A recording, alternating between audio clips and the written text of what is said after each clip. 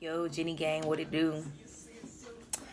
Okay, all my entertainers, like I told y'all on my last video, or my first video of this channel, that this is going to be a new channel, and it's going to be dedicated to dancer, stripper, entertainer, whatever you call yourself, horror stories. My first story was about how I no longer work at my home club that I had taken over, and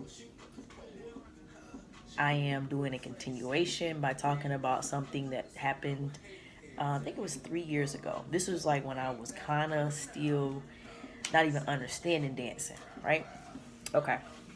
So I started, first when I started dancing, just for people who don't know me, I was not a dancer. I was a person that worked at Charter and Soul Cable, number one salesman in the country. I won like a lot of trips and stuff like that because I was good at it. Made nearly 100 grand like 4 years in a row. So I wasn't no dancer, and I wasn't even into this life. As a matter of fact, what happened is that I did judge dancers, so that's probably why I'm a dancer today. Law of attraction.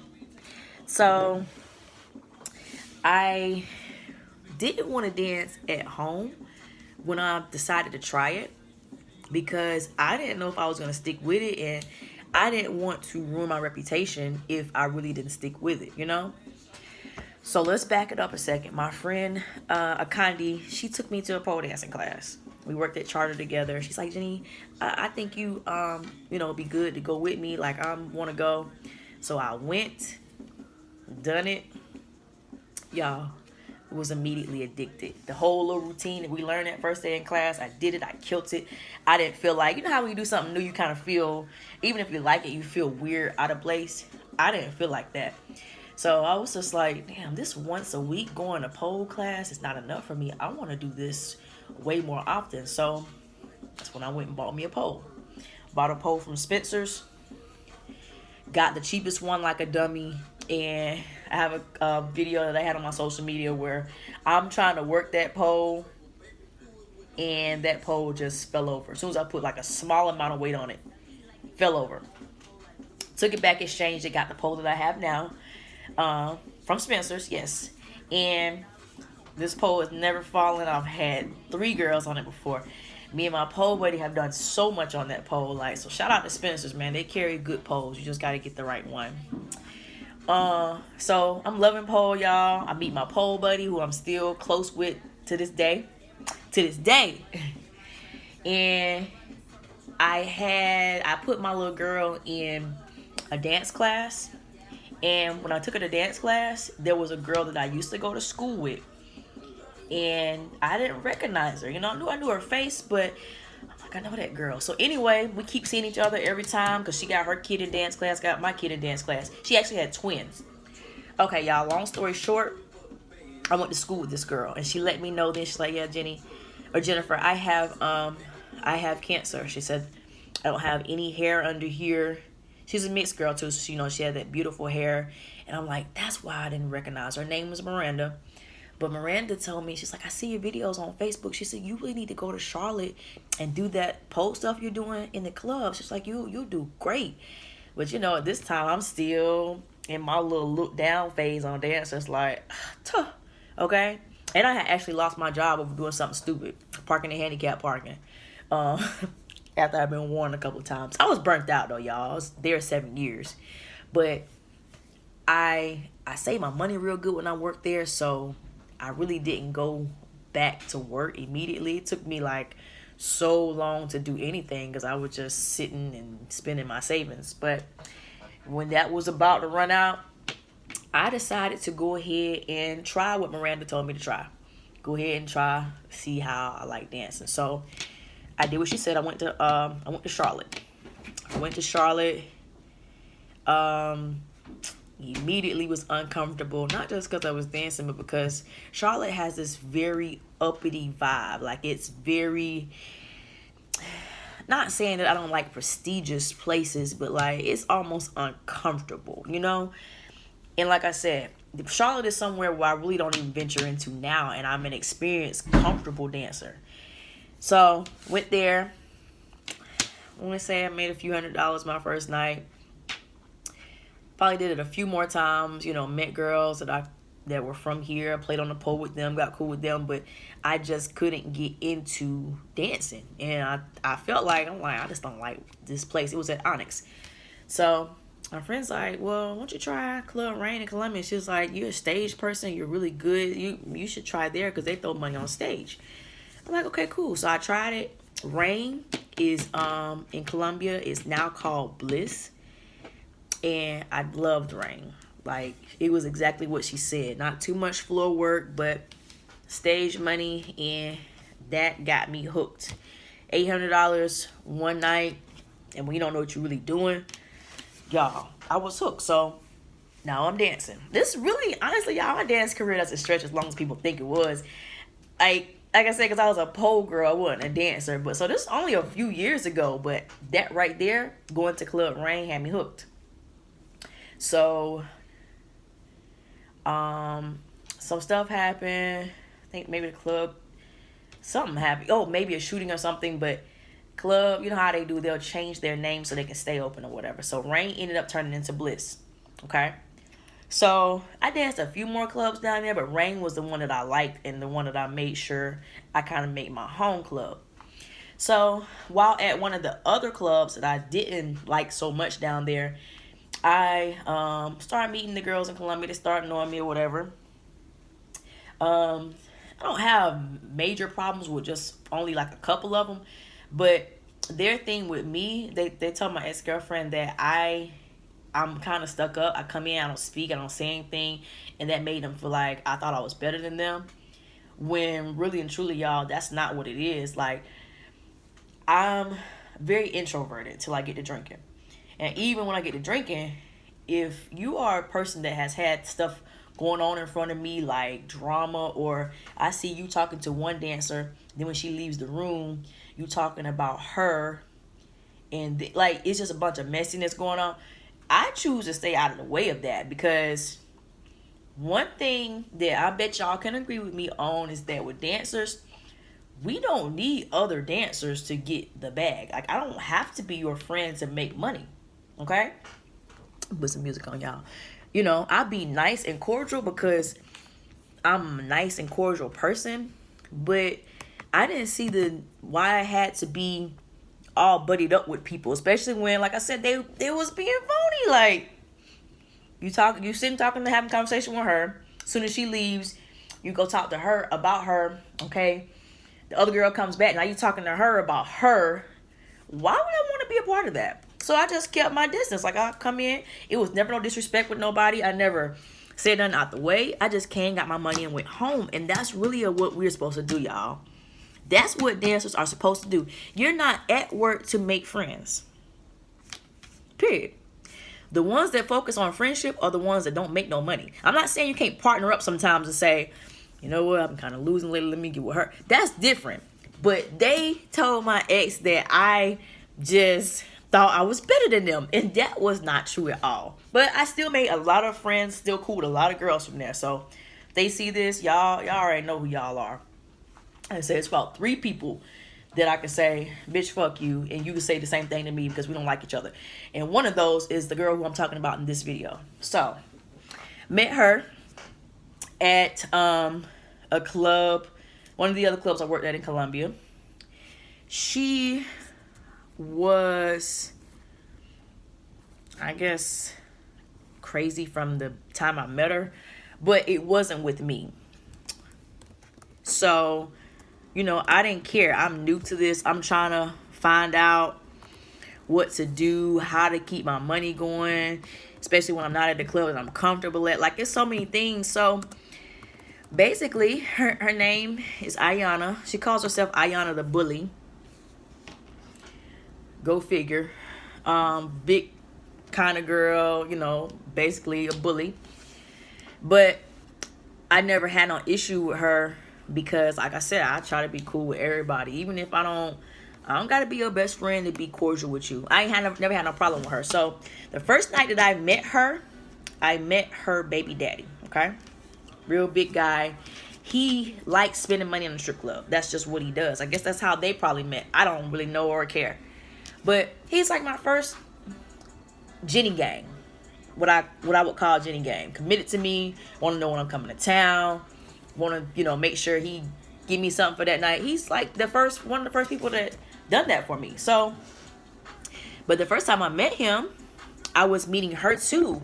And I actually let her talk me out of dancing for him. She's like, yes, my baby daddy, he don't take care of his child. He's this and this and this. Now, me being dumb and young and not really getting that girls are going to say anything to not make you get money from people. Not just if it's their baby daddy, but like it could be another customer. They're going to say anything to you or that customer to where you can't get the money and they can.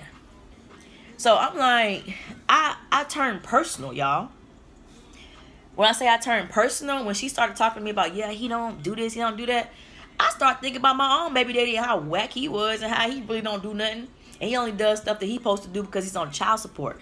So I'm like, yeah, she's right. I'm not going to dance for him.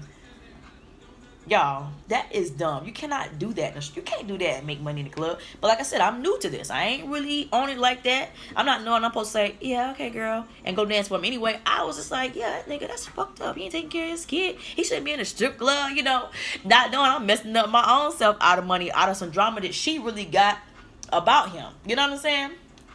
So, fast forward a little bit. Like I said, I eventually was kind of like, he's throwing money, and she tried to talk everybody out of not dancing for him, but I'm seeing everybody else still doing it. And plus, like I said, he took a special liking to Jennygang, Jenny 20. So, he was kind of throwing money all the time when I come to town. He'll throw it, he'll leave because he'd be afraid that she gonna show out or something like that, because I think she showed out a few times over him and various other things, okay? So, I'm trying to think, did we get into it maybe, or maybe we got into it the time before that everything happened with my forehead. That's what this video is about, y'all, about why I have this thing right here on my forehead. Yeah, I'm gonna say maybe the climate between me and her weren't good, but I was at Bliss one night. Remember, it used to be called Rain, and the customer, her baby daddy, came through. He kind of was just like, I don't know, it seemed like the vibe kind of ain't right in here. She seemed like she want to show out, but at the same time, remember, she ain't supposed to be controlling nothing. Like, we're at work. It's just like if you at a 9 to 5, you can't fight your baby daddy and still have a job, or like whatever. So he was like, this is what I'm gonna do. He was like, I'm gonna get you some money and I'm gonna just dip up out of here. I didn't even want to deal with whatever might be going on. I was like, okay, cool. So I was like, well, let me just go on the side stage instead of you waiting for me to go on the main stage. That's going to take all night. Let me go on the side stage and dance for you. So I did. So I did it. Boom, boom, boom. He throw money during the song, blah, blah, blah. He take a sip of his beer, and he's getting ready to go ahead and head out the door. Because, like I said, he felt the vibe was off of me. I'm like, I guess I didn't feel it. My discernment was off that night. And like I said, that girl is always mad about something, or always trying to use somebody as a punching bag. I just thought it was just another day. I didn't know who the target was that day. Didn't care. So y'all, before he make it out the door, she starts fighting him. Like I said, he's a big guy. Start fighting him. Then, like, I'm still dancing. The money, whatever. Then after that, she comes to attack me, y'all. Now, if you know me, you know Jennygang, I am a little woman, okay? I am 5'2", but I try to wear at least 7-inch dance heels, or 6.5, so I can be a little bit more noticeable in the club. I'm very small.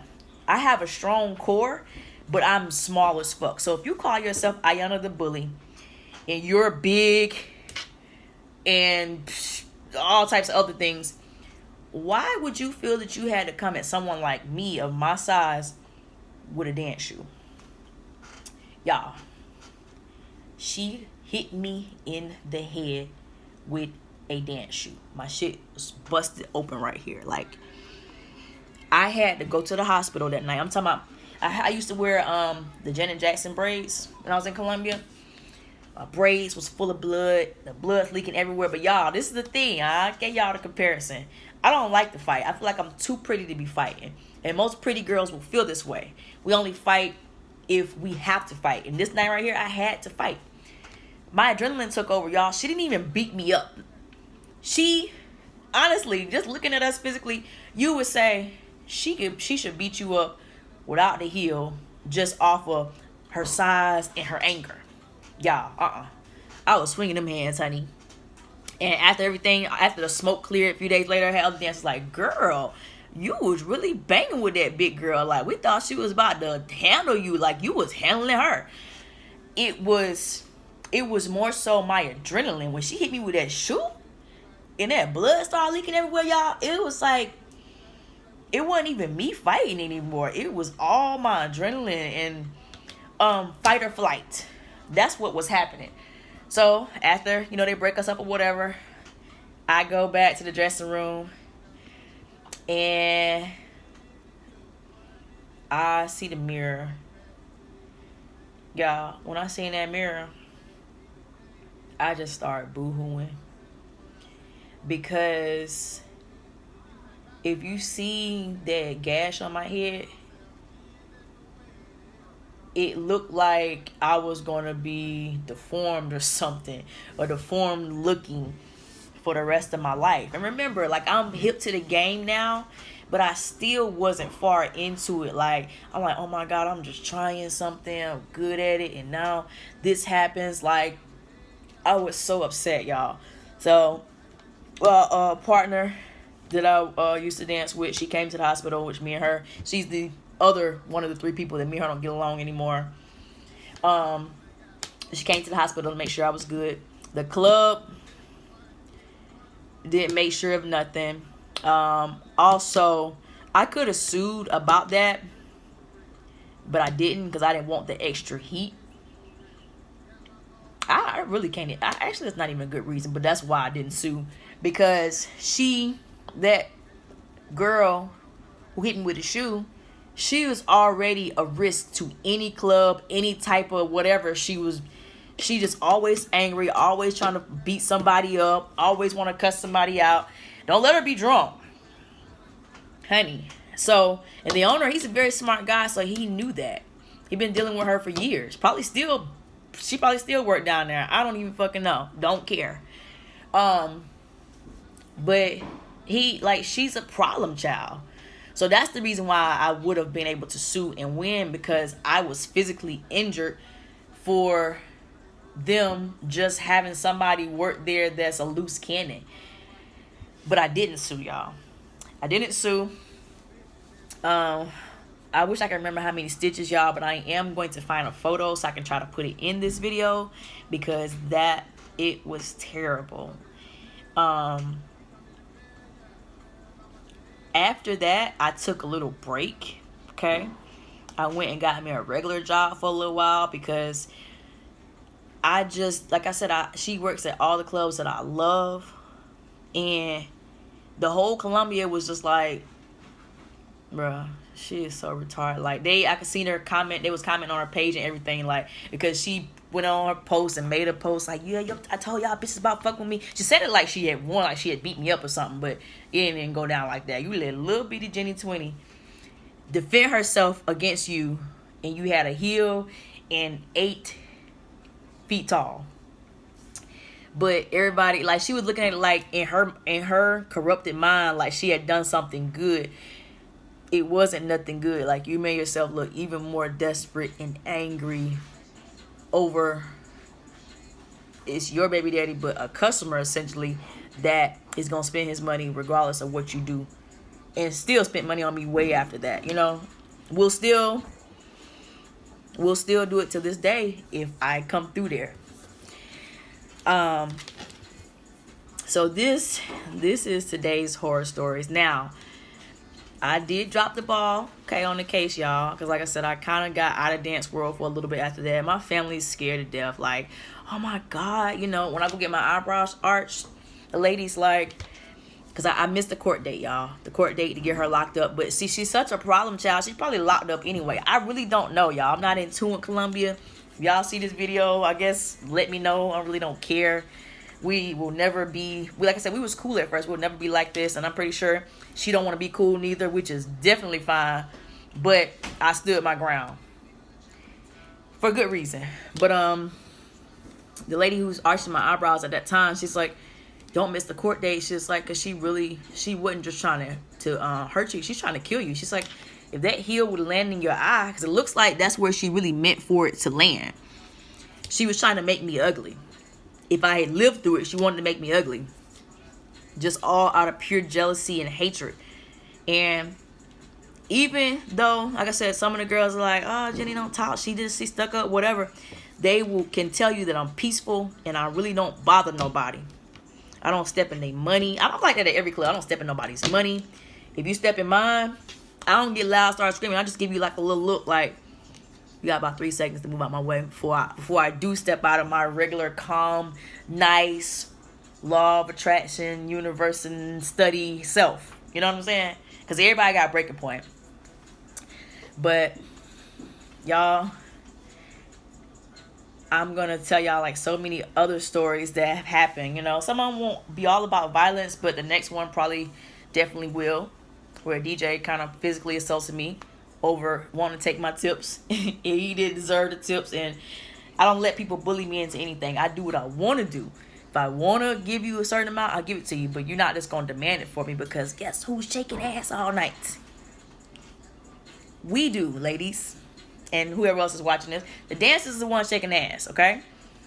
Don't demand tips. Let us give it to you, because if you're a good DJ, most of the time we're going to break you off. Now, you do have some scandalous dancers that are selfish and don't want to do nothing. Okay, you handle that in a different way. You don't put your hands on nobody. Okay?